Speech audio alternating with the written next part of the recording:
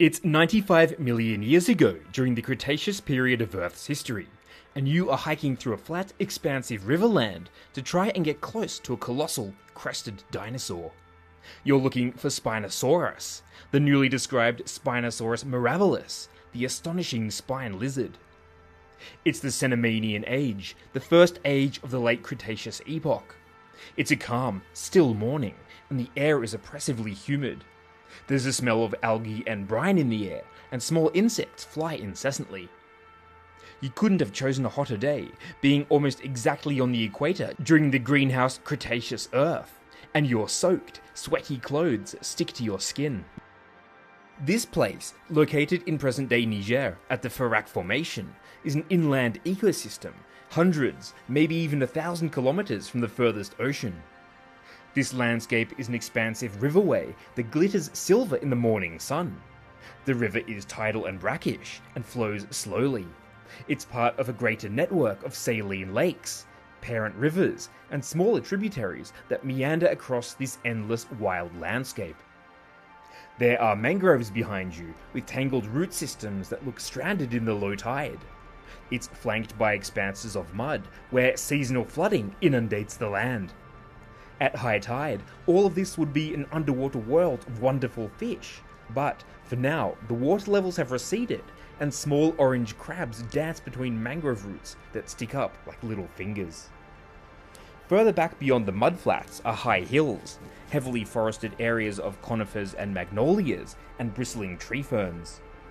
In the far distance is a herd of what look like Egyptosaurus, enormous titanosaurs that were among the largest animals ever to walk the earth. From this distance, you can't make out their genus exactly, but their incredible necks certainly make them stand out. Above them, a few scattered birds take flight, disturbed by something in the trees. They draw your attention to something circling above. It looks like it might be Cirrocopteryx, but like the sauropods, it's hard to be certain from so far away. Spinosaurus is right ahead. You easily spot it in this exposed low tide zone. You take out your binoculars and watch it walking towards the deepest part of the river, pressing huge four-toed imprints into the mud. One of the footprints is nearby, and you put your foot next to it. Your print looks tiny in comparison. You refer to your Cretaceous Creatures guidebook. There's a big section about Spinosaurus aegypticus, its very famous and beloved cousin, which is living in Egypt at this same moment. But there's no chapter about the Farak Formation, or about Spinosaurus mirabilis. Because this species is so newly described, it's not featured in your old edition, and there's no official publications about its ecosystem and the animals it lived with either. You'll need to wait for more publications to hear some further facts. It looks like it's about 8 meters long from snout to tail, smaller than Spinosaurus aegypticus, but at the same time, this looks like it may not be a fully grown adult yet.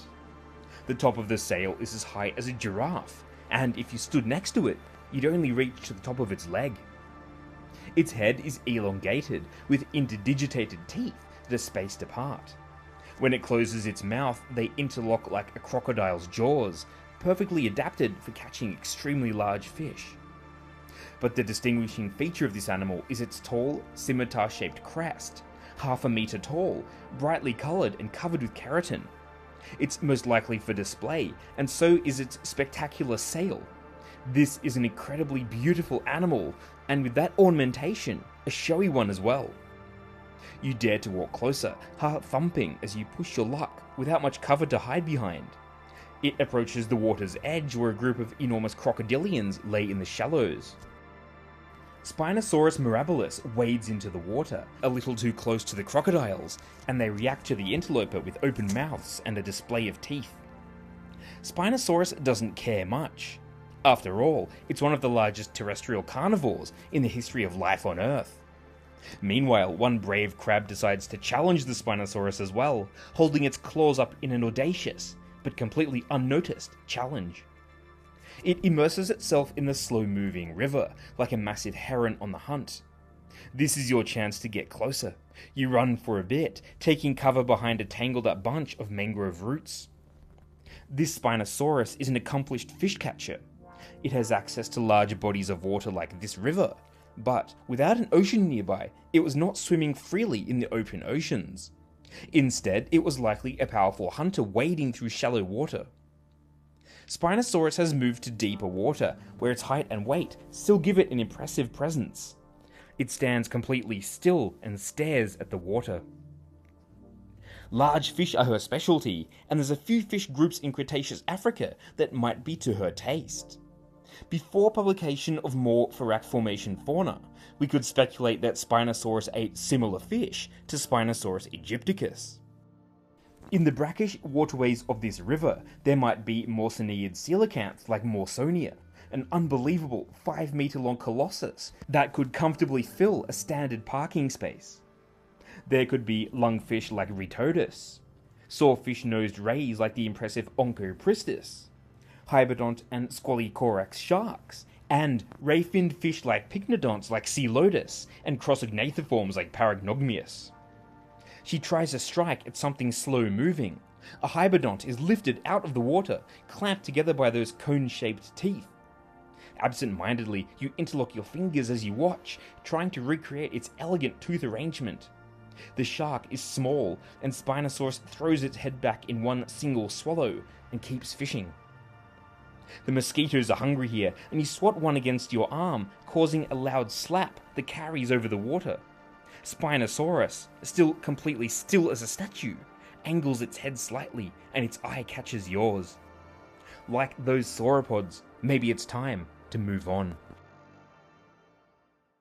It's 2019, and you are driving through a flat desert landscape in Niger, West Africa. You have joined the team of a paleontological dig to investigate reports of Spinosaurus fossils located here. In the 1950s, a single theropod tooth was reported by a French paleontologist by the name of Hugh Faure. Faure had since passed away, and the fossil was lost. Now, the celebrated paleontologist Paul Sereno has this site on his radar. Sereno is known for a large number of momentous fossil discoveries, many of which came from Africa and South America. In 1988, he discovered the first complete Herrerasaurus skull, and helped rewrite its position on the family tree. He discovered and named the early dinosaur Eoraptor. He also discovered the immense crocodilian Sarcosuchus, and has been involved in countless more paleontological research projects. Today, he and his team are using local guides to investigate a seemingly endless desert. You stare in interest from your car at the local Tuareg man who's leading you to a remote location on his motorbike. Arriving at the site after several hours' drive, you hop out and stretch your arms. It's already late in the day, and you have a flight home the very next day, and confidence isn't high in the camp about a quick fossil discovery. But a combination of planning, research, and a healthy dose of luck have come together for an unbelievable discovery. The paleontologist Daniel Vidal, another member of your party, has just reacted with incredible enthusiasm. Teeth and jawbones have been found, and a mysterious long spike. Without most of their equipment, the party cleans away sand and debris with their bare fingers. Vidal crouches down to take a picture, laughing with disbelief. Teeth and jaw fragments were excavated, and the mysterious spike was determined to be the Crest. But not long afterwards, COVID-19 hit. The site had to be left alone. Team members were stuck in different countries, and universities operated on minimal staff. It's 95 million years ago, 6 years after your first visit to the prehistoric world of the Cretaceous Farak Formation, and you have discovered a fallen giant. It's late afternoon in a thickly forested gully. Small mammals shuffle through the leaf litter, and clusters of tiny flies hover above. The rain is pouring down in heavy sheets, and a deep rumble of thunder resonates through the clouds, like a huge, ominous living being. Your Spinosaurus mirabilis buddy, the one you locked eyes with 6 years prior, is laying motionless in a rushing waterway. The water is breaking its banks with sandy sediment. Mud flows into the tree line, and clumps of earth break off embankments under the deluge.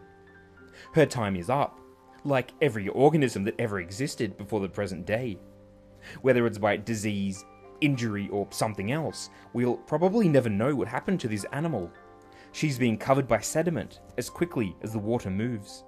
As this titan becomes buried and disappears from view in a matter of minutes, you stand alone in the rain and feel a touch of melancholy. It would have been nice to see her fishing again, one last time. This rare and sudden weather event seems just right to start the fossilization process. The scavengers will never find her, but paleontologists, well, they would. It's 2022, 3 years after the initial discovery, and the travel restrictions imposed by the COVID-19 lockdowns have eased, and the fossils no longer have stay-at-home orders.